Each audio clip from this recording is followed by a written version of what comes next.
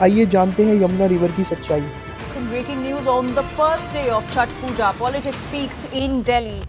जैसे ही छठ पूजा आती है वैसे ही यमुना क्लीनिंग का मुद्दा बहुत तेज हो जाता है। फिर हमें देखने को मिलती हैं कुछ ऐसी वीडियोस। किस तरीके से जतिन बिफोर एनीथिंग हमें सबसे पहले जानना होगा the route of Yamuna.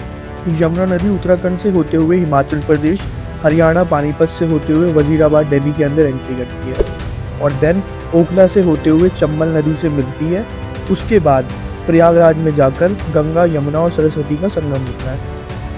Problem start होती है वजीराबाद से लेके ओखला तक, जो कि 22 किलोमीटर का स्ट्रेच है और यही स्ट्रेच 76% ऑफ द पॉल्यूशन का कारण है।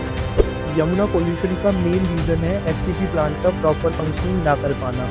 दिल्ली के अंदर अप्रॉक्स 37 एसटीपी है जिनको दिल्ली जल बोर्ड मेंटेन करता है and according to the reports of Delhi pollution control committee आधे एसटीपी पॉल्यूशन नॉर्म मीट ही नहीं कर पाते हैं। दूसरा रीज़न आता है दिल्ली के ओवर क्राउडेड होने का और कोई प्रॉपर ड्रेनेज सिस्टम ना होने का।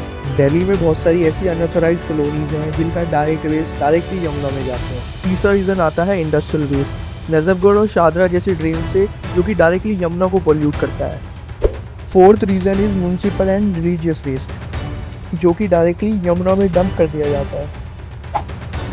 बजट की बात करें अगर, तो सेंट्रल गवर्नमेंट और स्टेट गवर्नमेंट लगभग 7,000 करोड़ रुपए अभी तक खर्च कर चुकी है for the cleaning of Yamuna.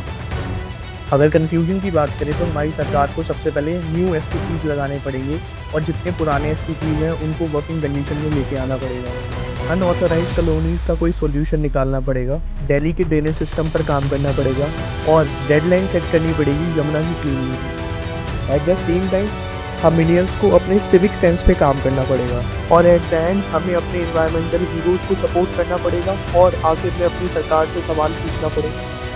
तब हमें चेंज दिखेगा, नहीं तो सारी सरकारें ऐसे ही पागल बनाएगी सिर्फ सत्ता में रहने के लिए और आप एक वोट बैंक बन के रह जाओगे।